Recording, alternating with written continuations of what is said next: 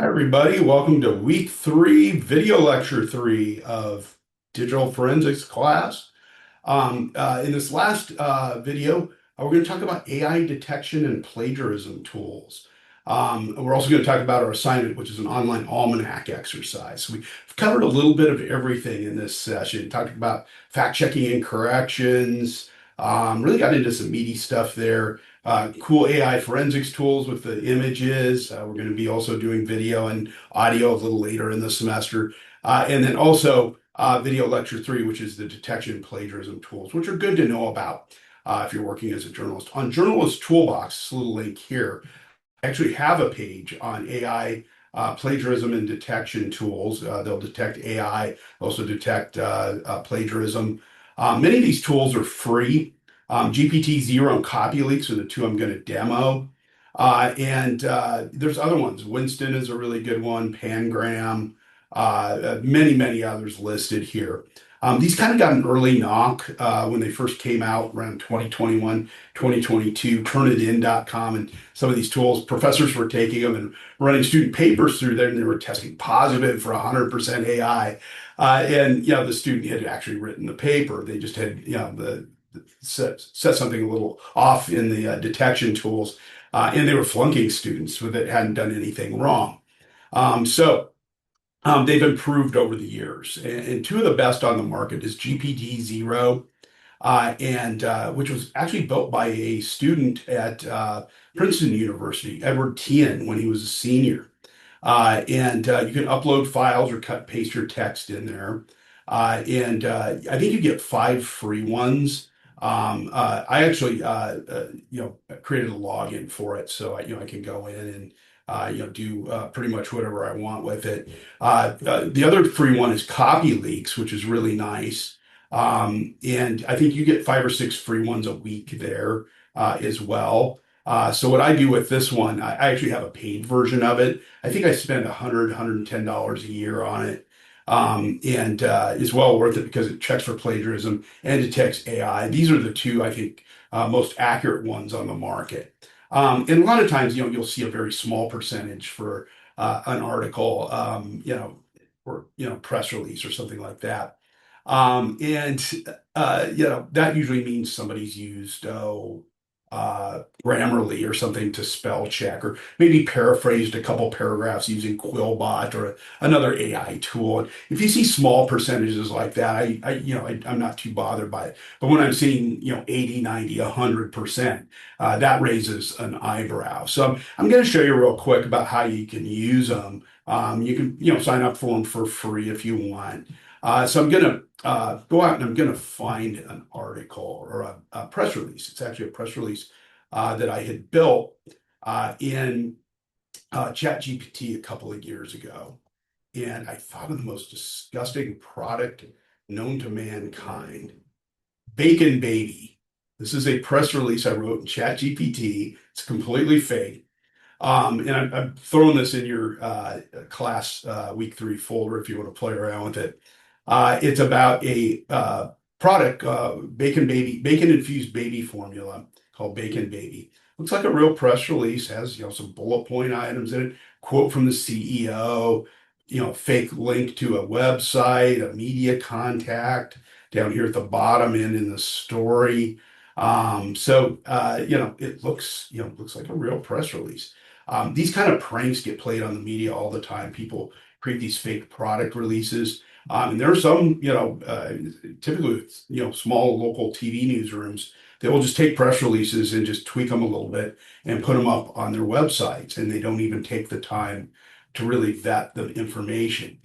So we wrote this using AI, and I just want to run a test here to see if this will detect it. If yeah, 100%.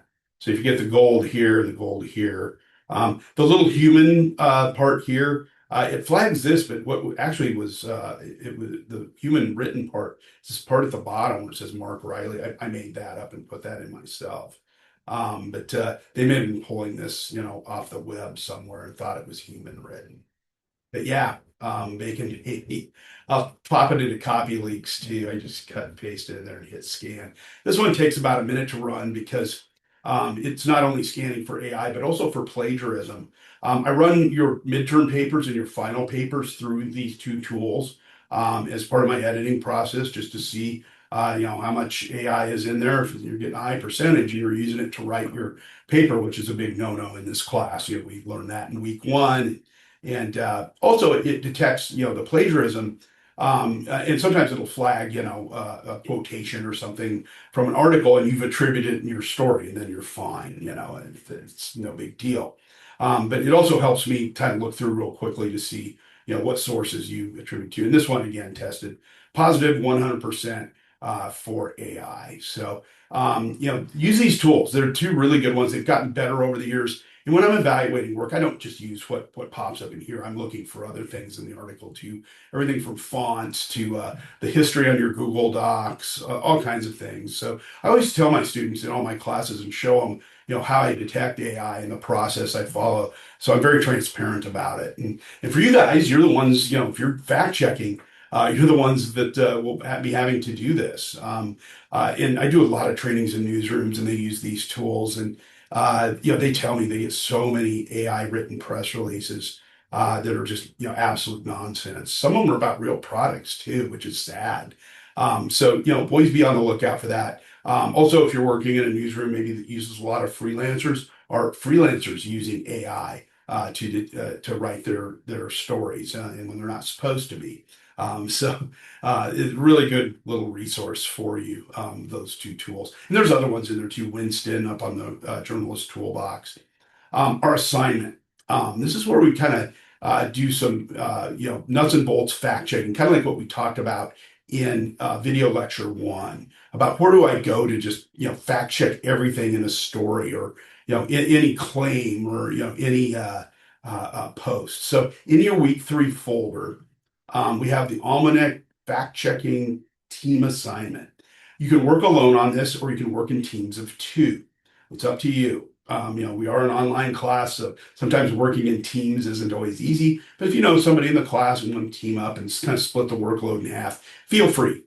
Just download it, put it in your own Google Drives, file, either download and move it into your Google Drives as a Word doc, and open it in Google Drive as a Google Doc, or you can go to make a copy. And when you make a copy, move it into your private folder. Please do not leave your answer sheet in the week 3 folder, because you'll get a 0 on it. Be leaving answers and sharing it in the week 3 folder with your classmates. So we have in here a little introduction.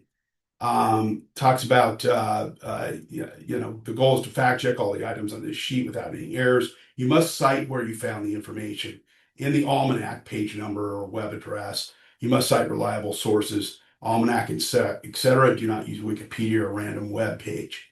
And I give you a couple almanacs here. Info Please is a very popular one, so is IPL. And these almanacs have vetted information that, you can track the information down and confirm it pretty easily, just by doing some searches, maybe digging down in through a category navigation, which I'll show you in a minute.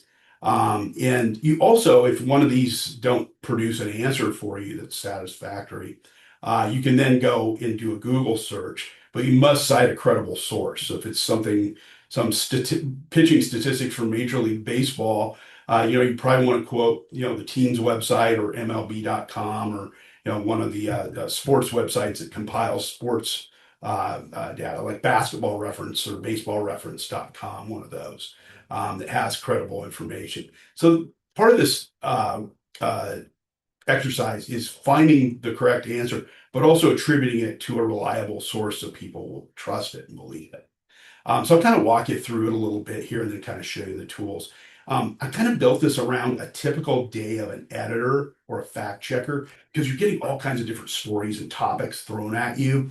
So this first one is about, we come from the business section, about the poor economy, and you're looking back at 2007 Illinois data. It was back when we had the housing bubble burst, and a lot of bad things were happening to our economy. People are losing their jobs, and we have to go back and use one of these 2 almanacs to confirm the information where you found them. Is it true or is it false? This next one is you're reading a reporter story about a trip down the Mississippi River. And it makes reference to the source, the upper limit of the river, and the outflow where it ends. Remember, it's Mississippi River, not Missouri River. Sometimes people test the wrong river on this one.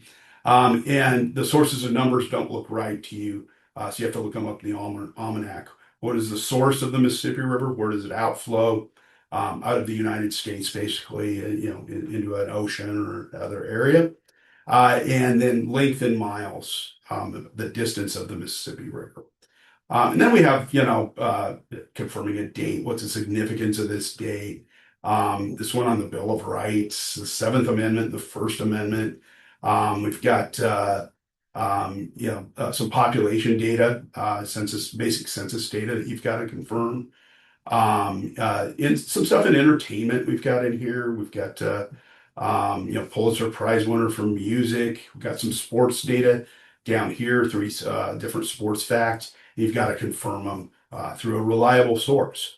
So, make sure you get this turned in by the deadline on our schedule. Again, if you're in my summer 2026 class, that deadline is Monday, June 6th at noon. If you're in one of my later courses, of course, the deadline will probably be a different day. So, and that's it for the almanac assignment. The almanacs that you'll work with, information please, I found is probably the best one to use. It's got state by state data, all these really easy categories that you can go to and then search and find the answers real quickly inside those, or very quickly inside those topics. So you see, sports, a lot of them fall under the categories, I just showed you, business, world countries, data, geography, I know might be helpful for certain one. And also you can just type in your search terms here and take a quick shot and see if you happen to be able to find it right away. Sometimes you do have to go down into these subtopics because it searches just a more finite area. It gives you a quicker answer. So info please is a really good one. You'll probably use that one the most is my guess. IPL is a really good one too. And again, if you can't confirm anything using these, I prefer to use info please or IPL because that information has been fact checked and vetted. Sometimes when you go out onto Google, you might, it's a crapshoot. You might wind up on a website that isn't a reliable source. So, it's testing on two things, getting the right answer, but also using the best source or best sources to confirm it. So again, you can search through here or you can dig down, through here into geography and, subtopic and, go through. And sometimes, you'll even see the little things pop up in here. You can search through it. Your search terms right down here at the bottom. I think they have another one up here at the top right here. So, digging down through these topic lists can sometimes save you a little bit of time. So that's the almanac assignment, and that's the end of week 3. Make sure you do the readings, the verification handbook, which is light. The American Journalism Handbook has the verifying information section. How journalists develop to turn fake news and now regrets it. That's a short article. It's kind of funny. You'll see a familiar name in there. And if you didn't read it last week, I mentioned this in the first video. Make sure you read chapter 3 on fact checking from my book. I give you the free chapter just as a Word doc. Please don't post that anywhere else. I'm just giving it to you guys. I did have this under the reading for coming into this week, but I just wanted to make sure if you didn't get it done. Last week was a little heavier work week. So that's it for week 3. We'll see you in week 4, which is coming up.